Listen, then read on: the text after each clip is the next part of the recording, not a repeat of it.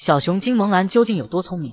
官方认证的智商超群，名副其实。小时候奶妈教她表达爱意的方式，就是要用力抱抱萌萌，牢记于心。长大后面对喜欢的发姑奶爸，萌兰直接扑上去给了对方一个熊抱。奶爸听听兰兰的心慌不慌？不过萌兰的心慌不慌不知道，发姑奶爸挺慌的，差点就见到太奶了。可以说，自从在智商启蒙阶段遇上美奶妈，萌兰的大脑封印就完全被对方打开了。当她还是个走路都不稳的奶团子时，美奶妈就开始传授萌萌儿越狱技能，手把手教了几次后，萌兰彻底顿悟。长大后更是把美奶妈的教导牢记于心。越狱前聪明的萌兰分3次拆下监控，看到周围依旧站着不少熟悉的粉丝，小熊精便躺下装睡，耐心等待时机，直到游客走的差不多了才爬起来越狱。因为身高不够，萌兰搬来玩具球垫脚，双手小心地握着喷浴管，试探了下承重，确认无误后，以最快的速度爬上窗台，最后顺利翻越院墙，奔向自由。可以看到萌兰每步操作都经过思考，完全可以写进熊猫越狱教科书了。怪不得都说没有什么能难倒3太子。当奶爸把竹笋插到管飞上面后，萌兰发现细的那头怎么咬都咬不动，随后她灵机一动，调换方向拿到了红笔，心想我这充满智慧的大脑袋可不是白长的。都知道萌兰凭实力获得满院子破铜烂铁，奶爸拿来新玩具木桶时担心撑不了几天，便自作聪明的用铁链拴在了铁王座上，没曾想铁嘴兰咔咔几口下去3秒搞定。而当萌兰被发烫的铁王座亲吻熊定后，奶爸贴心的给他拿来凉席铺上去，网友们纷纷猜测凉席能在萌兰手下撑几天。没曾想小熊精知道这玩意会保护熊定，不仅没有拆，还会在营业时自己手动铺好。这凉席是萌兰自己垫上去的，那个奶爸没有太在意。结果萌兰上来之前，先自己把凉席垫好了再上去，特别的聪明。萌兰这智商不去考北大都屈才了。不仅如此，萌萌还非常通人性。洗澡前特地嘱咐木叔帮自己拿毛巾。萌兰泡完澡后，毛巾已经放在了摇篮上，萌萌高兴的拿起来搓搓脑袋和朵朵。因为当天阳光正好，萌兰拿起湿毛巾放到木架上晾晒，等着第2天接着用。如此聪明机智的小熊精，难怪会得到无数猫粉的喜爱。芒小五就是全网最倒霉的小熊吧？短短几天痛失玩具和墩墩奶爸。最近天气太热，院长怕小五在里面中暑，于是趁他没出外场，偷偷把飞机扛走了。小五看见空空荡荡的院子，一整个伤心欲绝。清汤大老爷，那可是我亲自盘量的大飞机啊！不得不说，第一次在熊猫脸上看到呼天抢地。院长为了安慰小五，给他拿来猪盆玩，结果他依旧郁郁寡欢地背对着游客们。要知道，小五超爱亲妈粉送的飞机玩具，经常冒着挨揍的风险跟老妈抢着玩。没曾想自己只是偷懒没有上班而已，最年轻机长的荣誉竟然就是过去式了。而更让小五扎心的是墩墩奶爸的离开，因为对方的亲闺女好奇女侠相亲回来了。墩墩奶爸卷着铺盖，喜滋滋的就往上馆走，全然忘记一手带大的小五还在等他抱着上下班。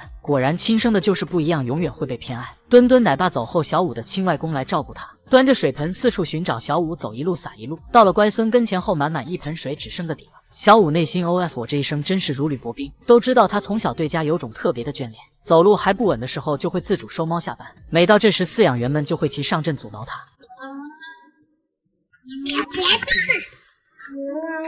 我都烦死了！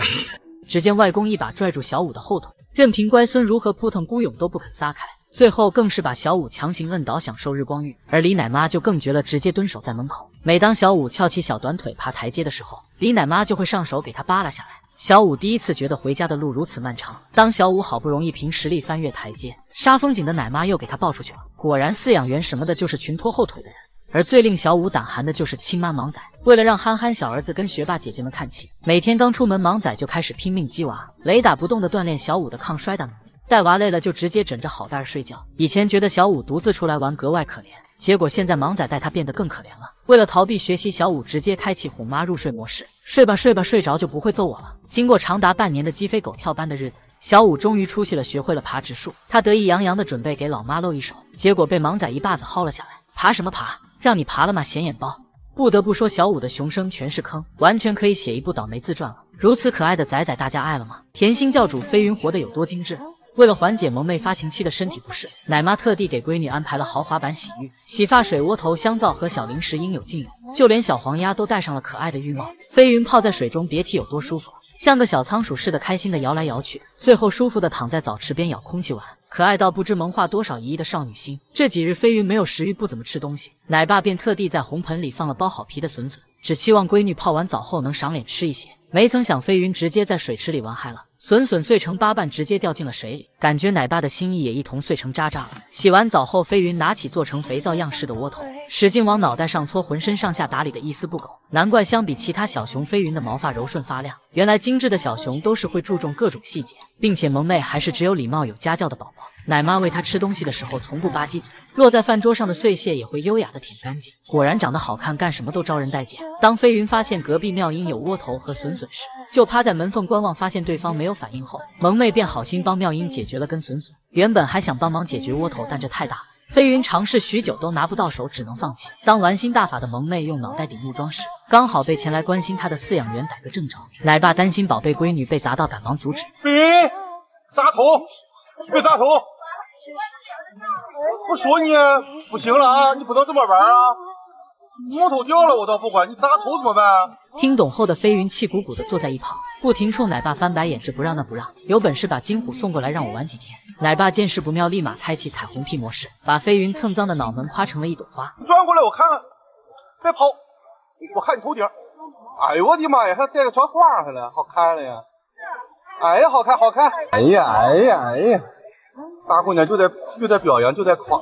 感觉奶爸正逐渐迷失在闺女的美貌中，不过要是被金虎听到了，肯定会吐槽，都是装的呀！家人们，他抡圆胳膊揍我的时候，你们看不见吗？不过事实证明，大胡子挨揍一点不冤枉。飞云原本是在水池里认真清洗脸蛋，但手欠的大胡子硬要上去撩熊家，气得萌妹直接送他一套羞羞的组合拳，并且当飞云趴在门边呼呼大睡时，同样是大胡子先伸手把他推醒，有起床气的萌妹才愤怒的反击了回去。不得不说，金虎每顿打都不是白挨的。看到福宝躲在竹林中隐藏自己，才明白他并没有想象中那般坚强。福宝第一次踏入陌生的内设隔离区时，直接躲在了茂密的竹林后观察四周，胡萝卜苹果也不能抹平他内心的惶恐不安。而为了让最爱的江爷爷现身陪自己，福宝满怀希冀的开始在地上打滚，但一向很有用的爷爷召唤术却失灵了。看着眼前身穿白色隔离衣的饲养员，福宝紧张的点着头，内心非常不安，仿佛在询问我的爷爷在哪里。要是面对熟悉的江爷爷和宋爷爷，福宝即便是隔着栏杆也会歪着身子撒娇，可如今他只能惶恐不安地躲在房间中。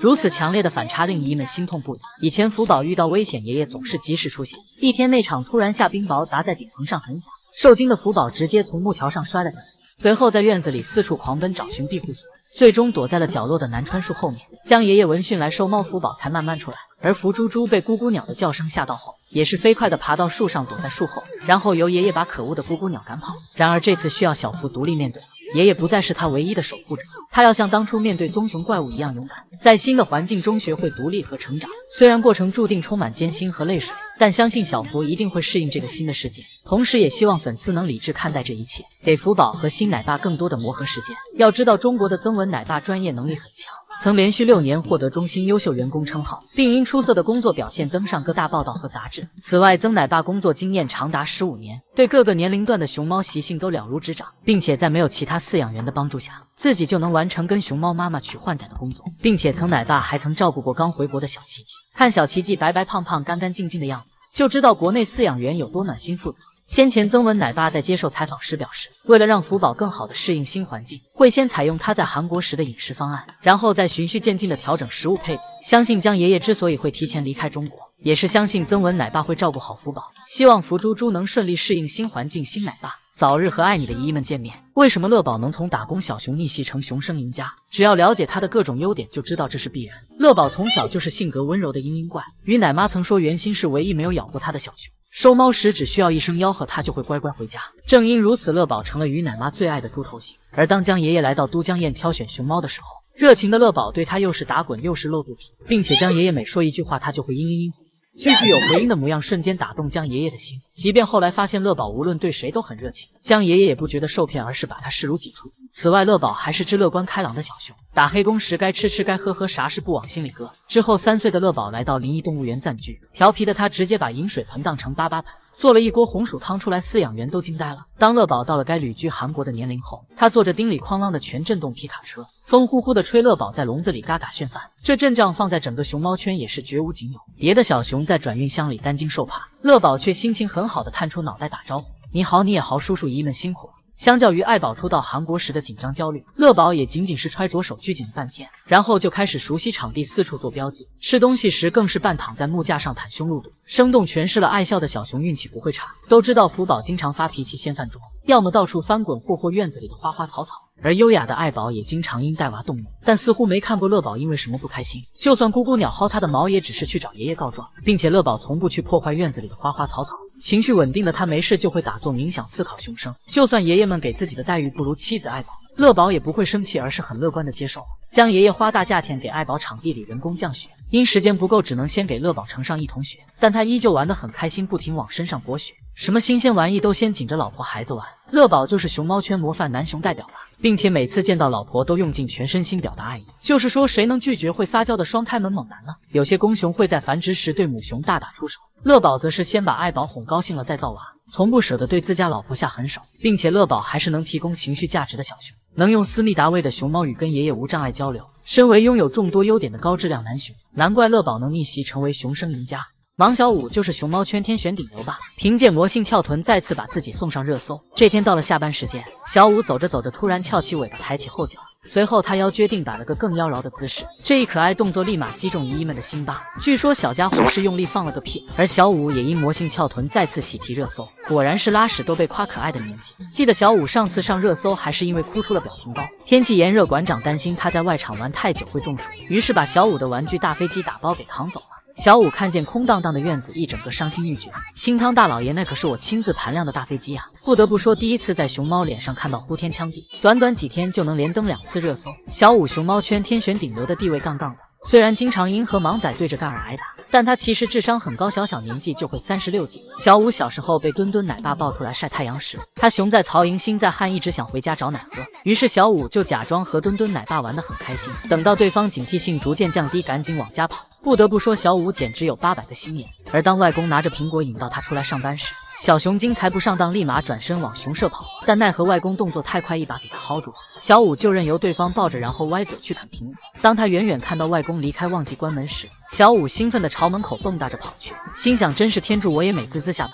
没曾想，当他好不容易跑到门口时，杀风景的馆长突然拿着扫帚出来扫地，小五立马急刹车，掉头爬上木架继续营业。这套动作一气呵成，丝毫不拖泥带水。等到馆长打扫完卫生离开，确认不会有意外后，一直暗中观察的小五才下来欢快的回家了。就是说，芒小五这智商不去高考可惜了。都知道芒仔一直嫌弃憨憨小儿子不会爬树，每天强制性的给芒小五锻炼抗摔打能力。小五为了避免挨揍，竟启动哄妈入睡模式，心想睡吧睡吧，睡着了就不会揍我了。之后为了证明自己，小五竟真的登顶了。只不过这株小灌木丛着实有点扎屁股，还没等小五跟妈妈汇报成绩，第二天这棵树就被墩墩奶爸砍掉了。经过近半年水深火热的挨打熊生后，小五终于出息了，学会了爬直树。可当他得意洋洋的准备露一手时，结果被看不惯的盲仔一把子薅了下来。只能说成长道路上注定一个脚印一个坑，世界破破烂烂，萌兰缝缝补补，么么儿到底有多治愈人心？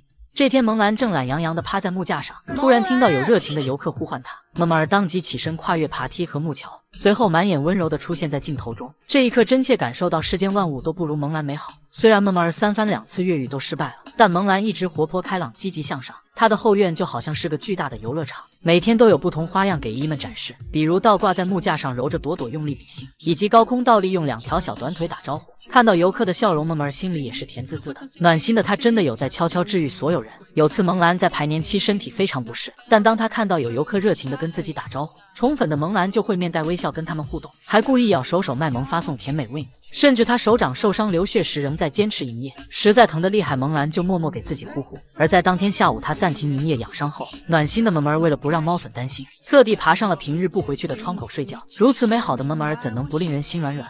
而面对和自己朝夕相处的饲养员，萌兰会像小孩子一样跟对方撒娇，还趁发姑奶爸不注意偷亲他一口。就是说，谁能拒绝男明星的香吻啊？当徐老爷想摸萌兰的鼻子却没摸到时，正准备低头咬笋的萌儿立马回应对方，一人一熊间的甜蜜互动令人倍感温馨。此外，萌兰对其他小伙伴同样暖心温柔，会跟萌宝、萌玉姐妹俩分享自己的新玩具，也会拿心爱的竹子笋投喂妹妹们。当发现社恐的胖大海每天郁郁寡欢后，热心的萌儿故意搞怪逗对方开心，还会主动跟表弟分享好吃的竹子。内向的大海也在萌兰的开导和感染下，重新变得活泼开朗起来。萌兰的院子虽然被他捣鼓得破破烂烂，但小动物却很多，有的甚至都不怕他。只因萌兰会特地给小麻雀留下窝头吃，长时间的投喂让小鸟直接胖成了走地鸡。相较之下，小辣妹于爱就没这么好脾气了，不是追着小鸟满院子跑，就是一定得做成2弟的，甚至一气之下端了姑姑鸟的老巢，永绝后患。只能说永远臣服于萌兰的温柔细腻。萌儿用行动诠释无需双向奔赴，无论发生何事，她永远会为万千猫粉而来。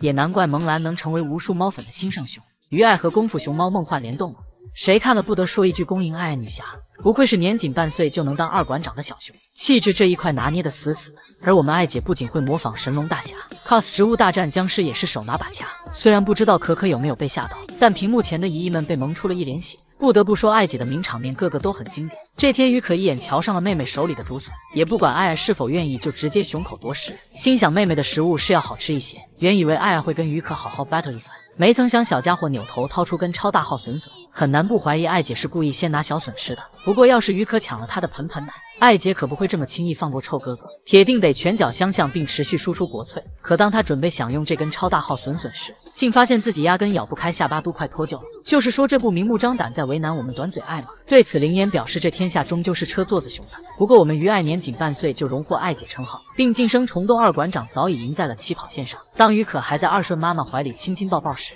爱爱早已成功征服了院子里的所有小树。有时向往自由的她也会探索井下的世界。这天爱姐玩耍时，突然发现了角落的井盖，好奇心爆棚的她立马喊来哥哥打掩护，随后用力挪开井盖，朝下面探头探脑。妈宝男于可见势不妙，赶紧去摇人。园长看到这幕，急得差点从围墙上跳下来，好在外公火急火燎的赶到，并及时出手阻拦，不然爱姐绝对会上演熊猫版消失的她。而当二顺带着可爱兄妹搬新家时，拽姐爱爱坐着三蹦子狗叫了一路，把虫洞所有哥哥姐姐们都吓了一跳。这哪里是搬家，分明是爱姐的立威之路。不过我们爱姐也会有拽不起来的时候。这天馆长给兄妹俩添置了一堆新玩具，拽姐高起爱第一眼就盯上了叮当猫，好奇的她立马钻进去探索宝藏，没曾想于大头直接被卡住出不来了。又急又怕的她连连狗叫请求救援，李奶妈火急火燎赶来后明显呆住了。这一刻沉默震耳欲聋有了具象化。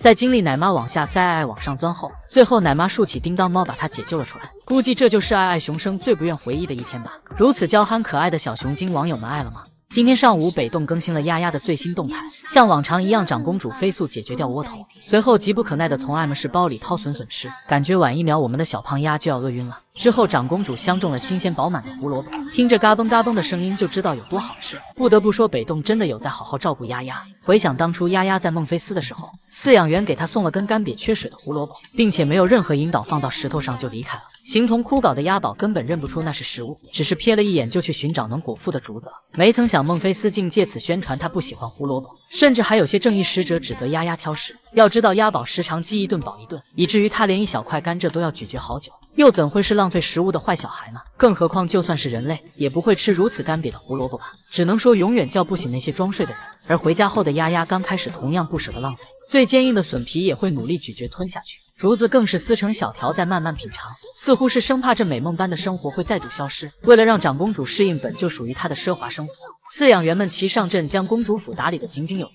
院子不大，却很干净，入目皆是充满生机的绿色，角落处还摆放有各式各样的丰容玩具。长公主看着这一切，属实有些小震撼。之后她的精神状态越来越好，越来越年轻，每次出现在镜头前时，脸上总是挂着笑容，真切感受到丫丫枯萎的灵魂重新活了过来。而当长公主迎来回国后的首个生日时，饲养员特地准备了管飞藤球、抱枕等礼物，场地围满绿竹，草坪上放着大大的窝头蛋糕。丫丫吃完后直接手动铺好凉席躺下消食。果然只有在自己家才能为所欲为，毫无顾忌。在北洞奶爸奶妈毫无底线的宠爱下，我们丫丫终于从不到100斤的小可爱吃成了臀比腰粗的小胖妞，营养跟上了，免疫力自然就抗打了。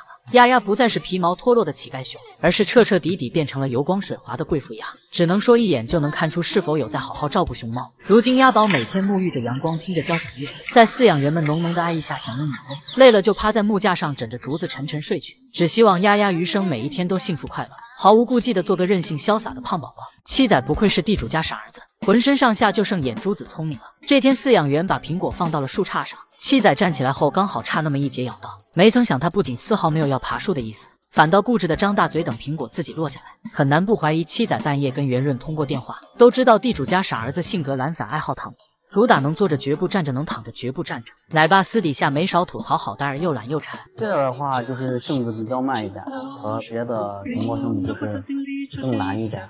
你平时不太喜欢爬树，其他成年熊猫还会爬的。我没有见过他爬过，偶尔爬个木架就是七仔的极限了，甚至他上去也只是想睡会觉。就算是下雨天，七仔也懒得回家躲雨，而是坚信只要脸没湿就不算淋雨。为了让他修身养性，奶爸耗费了不少心思，每次来钓猫都拿着七仔最爱的胡萝卜。被小零食吸引的他立马站起来全程配合。感觉只要胡萝卜够多，七仔能走出陕西。不过大部分时间七仔依旧我行我素，就算被喜鹊夫妻联合薅毛也懒得动。这要是发生在于爱身上，结局肯定不同。喜鹊不仅小命不保，没准老巢都被端了。当地主家傻儿子睡觉被青团憋醒，七仔动都懒得动，直接撅起屁股窝屎。恰好此时奶爸把胡萝卜头喂到他嘴边，直肠子的七仔拿起来就吃，嘎嘎香。虽然网友都说地主家傻儿子邋遢，但实际上他确实挺邋遢的。当奶爸打扫干净熊舍后，能否保持干净，全看好大儿当天有没有在外面滚泥巴玩。再加上七仔熊舍主打一个纯欲风，家徒四壁，只有一个小床板，七仔就板板正正的躺在上面思考熊生，感觉他穷的只剩800个心眼子了。其实七仔小时候性格非常活泼，甚至神勇到一拳一个揍哭小熊友，就算其他小熊合伙反抗也无济于事。不仅如此，树上打也占据了绝对优势。只见七仔踩着最细的枝疯狂输出，把小熊友们一个个掀翻到地上，心想谁怕谁，我可是隐藏款。只能说七仔能有如今的幸福生活，完全是自己一拳一拳挣回来的。别的小熊还是阳光开朗大男孩，而七仔已经娶了5个老婆3个娃，闲来没事还能跟小姑娘谈个恋爱，这绝对是妥妥的熊生赢家。有次七仔谈恋爱太过入迷，不愿回家，饲养员只好先收走美女熊，再来劝他。没曾想七仔嫌他碍事，气得不停狗叫，只能说没有任何事物能打扰他约会。不知这小子的熊生要被多少男熊羡慕。小熊精萌兰究竟有多聪明机智？受欺负了会找饲养员告状。这天萌儿被小熊友咬了一口屁股，小熊精立马委屈了，嘤嘤叫着告状。你们快看啊，有坏蛋欺负熊家，生怕姨姨们不信，他扭头疯狂训，就是他，咬的萌儿可痛了。都知道萌兰小时候仗着体重优势，把月亮产房的小熊友挨个欺负了个遍，可等到熊家都会走了，体重优势就没了效果。萌儿战五渣属性彻底暴露无遗，他又想跟人家耍，然后他跟人家打架的时候他打不赢人家。而被小伙伴们堵在墙角疯狂揉捏后，萌兰也会跑去跟美奶妈撒娇告状。如此软萌的小熊，谁看了能不心软软？不仅如此，萌兰还能跟饲养员无障碍交流。高光名场面就是和发姑奶爸一问一答，对奶爸的每句话萌儿都做到了有回应。60多斤了，你也晓得你60多斤了。哎，胖儿，胖儿。看样子萌兰小年纪就有偶像包袱，知道在镜头下不能暴露真实体重。当萌兰深入谈爷爷的幼年班后，小熊精会在爷爷收猫时边跑边回应，因为担心对方等太久，还知道抄近路，哪怕累得跑不动了，仍是不肯停下。此外，萌兰在学习方面绝对是天才，其他小熊要很久才能完成行为训练，但萌儿才2岁，动作就已经很标准了。饲养员把铁棒放到哪里，他就碰哪里，动作迅速且精准，感觉智商能碾压小学生。当饲养员敲击钢圈示意萌兰伸手抓时，萌儿心领神会，乖乖将手伸了出去。随后的训练过程中也没有出过任何错误，就是说如此乖巧聪明的萌儿，难怪能赢得饲养员和猫粉的喜爱。因为徐老爷给了萌儿无尽的关爱，萌兰想和对方分享好吃的竹子，于是精挑细选了一根从窗口递过去，发现有叶子的这段送不过去。聪明的萌兰立马调转方向塞了进去，转身离开时那欲言又止的小模样，仿佛在叮嘱徐老爷别忘了享用。而面对每天前来看望自己的粉丝，萌兰也大方的分享自己最爱的竹子，还傲娇的贴在玻璃上来个近距离宠粉，得到姨姨们的夸奖才满意的离开。只能说萌兰是懂如何拿捏猫粉的心的。当萌儿玩累了打算回熊舍休息时，还没看尽兴的游客纷纷发出失落的叹息。萌兰听到后，即将踏入家门的脚停顿了下，随后踏着欢快的步伐摇头晃脑的跑了出来。突如其来的惊喜令在场游客高兴不已，如此暖心温柔的小熊值得这世间一切美好。愿萌兰熊生平安顺遂，喜乐无忧。灵言是如何跟奶爸相爱相杀的？每天都致力于让饲养员陷入崩溃。这些天胖妍使出浑身解数卖力整活，可辛苦一整天，奶爸却让麦麦先下班。我们的大功臣胖妍顿时就不高兴了，心想我可是3分钟让男人花3000万的男熊，因为这几天活动量巨大，吃的也就更多了。胖妍当即施展抱负，在水池里加了点小料，奶爸只能用网兜仔仔细细的把青团捞干净。没曾想胖妍又打包很多竹子来到小红团上选，等到下班时间，红船旁的青团已经多到无从下脚了，甚至胖妍的熊舍正中央还有一滩草莓塔。只能说隔着屏幕都能感受到奶爸内心的崩溃。此外，为了让正义网友站在自己这边，戏精胖妍愣是守着一大捆竹子去吃草，下雪后还坐在冰茶澡盆里卖唱，渴了就捞起冰块啃，凄惨无比。堂堂国宝大熊猫吃不饱穿不暖，饿得浑身上下只剩300斤了。胖妍怕不是和奶爸有着血海深仇，不然怎会招招都往对方心窝窝里戳。其实胖妍和奶爸的梁子很早就结下了，因为他白天玩得太累，晚上睡觉打呼噜，吵得隔壁麦公子睡不着，睁眼。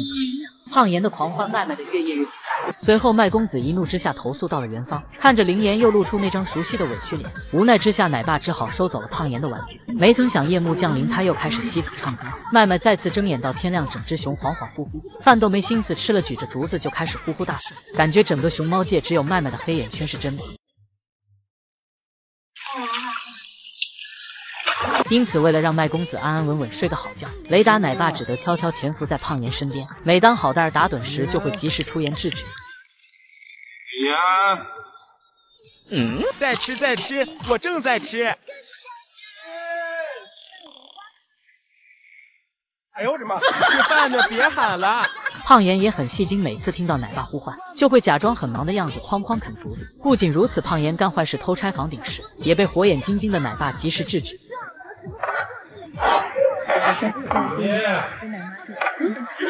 这让一身牛劲却无处施展的胖妍，如何能轻易咽下这口恶气？因此，如今的胖妍还学会了面壁思过，背影像极了一朵坚毅不屈的小白花。熊熊，我是不会向恶势力低头的。要不是全网都知道了他演技精湛，恐怕这盛世真就如灵言所愿了。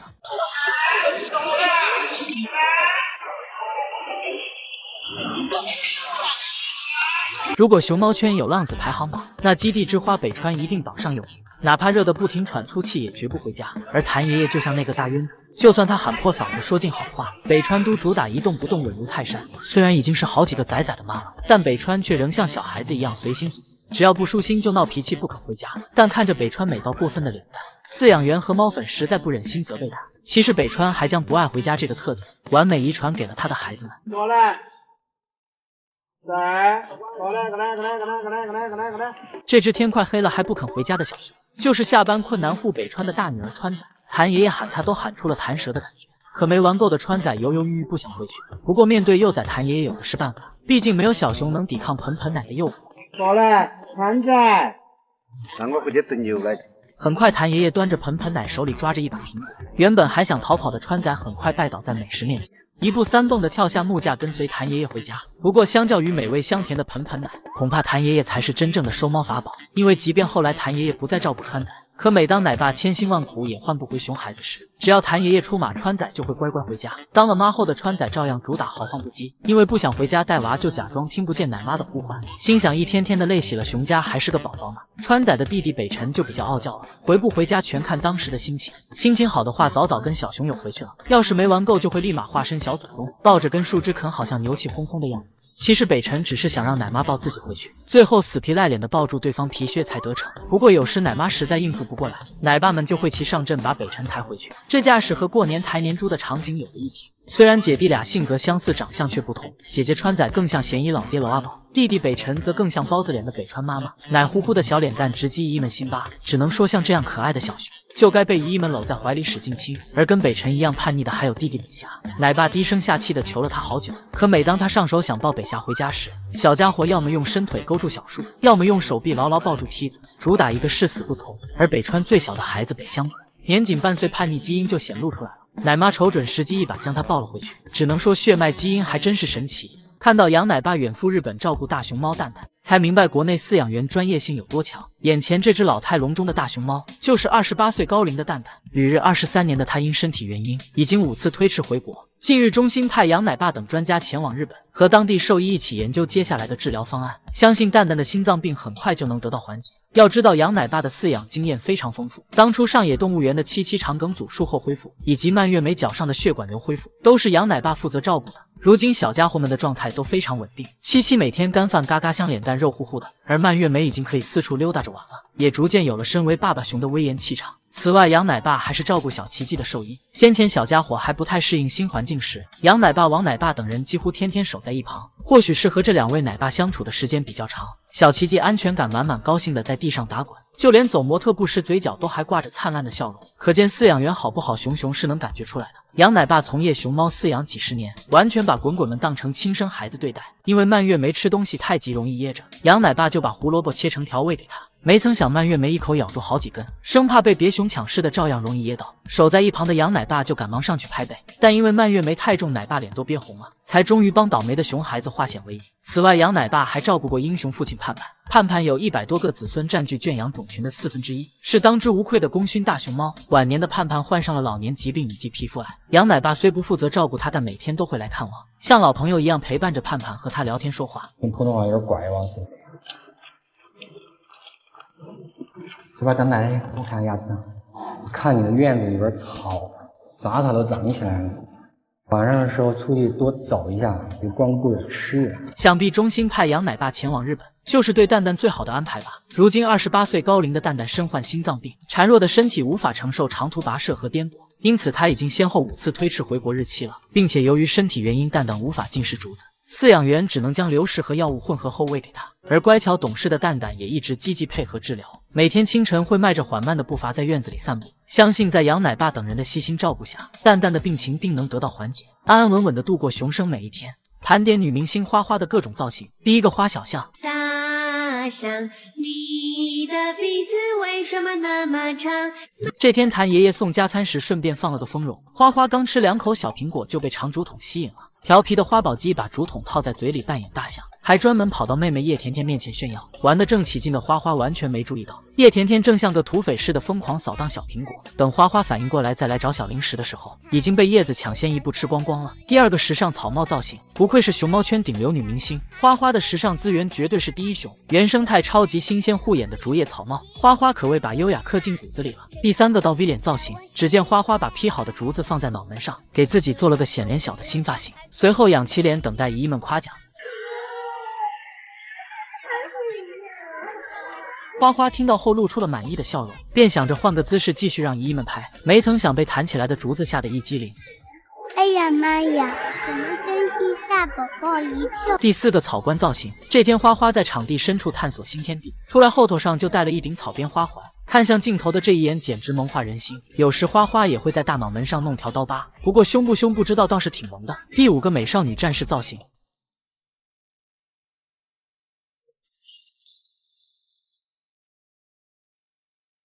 只见花花正在变身美少女战士，决心为保护熊猫圈和平贡献一份力量，结果被二狗用一根树枝打断了施法。花宝鸡恨不能跟他大战300回合，不过有网友辣评，花花也得考虑下自己的短胖身材，很难不担心衣服会被撑到炸裂。第6个时尚屁帘造型，北有萌兰冬日限定版双面屁帘，南有花花时尚落叶袖珍屁帘，不过却掩饰不住脏兮兮的熊腚，看来还是得靠谭爷爷用帕子抹。毕竟先前花花出镜大运会宣传片后，谭爷爷为了让更多人喜欢花宝鸡，连夜用爆炸盐把孙女洗到发光。第7个鬼脸花，这天叶甜甜正躺在木架上熟睡，花花偷摸爬到她身旁，两手捂住眼睛，看样子是想趁妹妹不注意吓唬她。不过叶甜甜虽然没有被吓到，屏幕前的姨姨们却被萌出了一脸血。第8个宝宝花，只见 mini 花花沾了满头的落叶，像小钻头似的疯狂甩动脑袋，圆圆的脸蛋配上小小的米奇多多，就是说这谁看了能不心动？网友们还知道花花那些造型呢？萌二就是全网最懂事的小熊吧？别的小熊催加餐都会用饭盆打碟，而萌二会乖乖拿来粉碗坐在门口等，乖巧可爱的样子让猫粉们心都化了。有次轮到徐老爷来照顾萌二，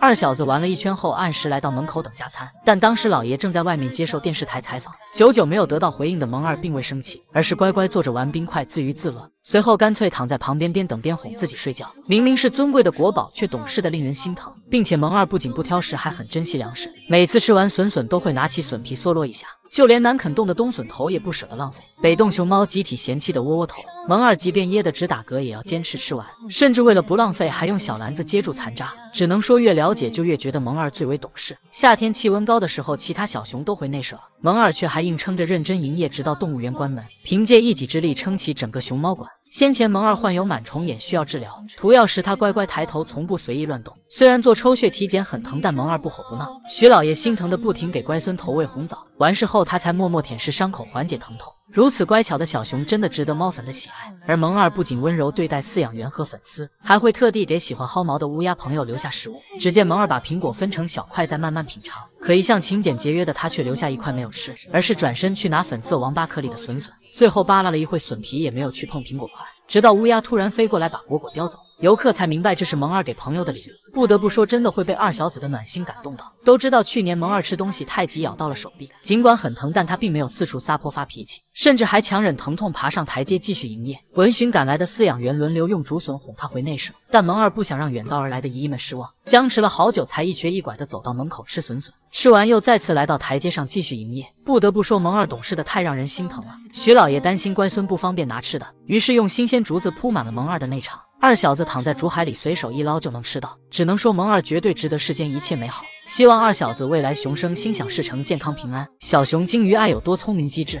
这天馆长和外公给可爱兄妹加新丰容，为了增加趣味性并锻炼两熊的后置力量，馆长把绳子两端绑到树上，但只打了一个结。不得不说，这完全是小瞧了我们艾姐的智商。果不其然，于爱登场后径直来到木架上，瞧了一眼绳结后，满脸不屑，切就这。紧接着小爱随口一咬，绳结竟然就松开了。怕摔下来，他一个大回旋来到木架上，随后小手一拽就把绳子给扯开了。只能说于爱不该再虫洞，应该再虫大。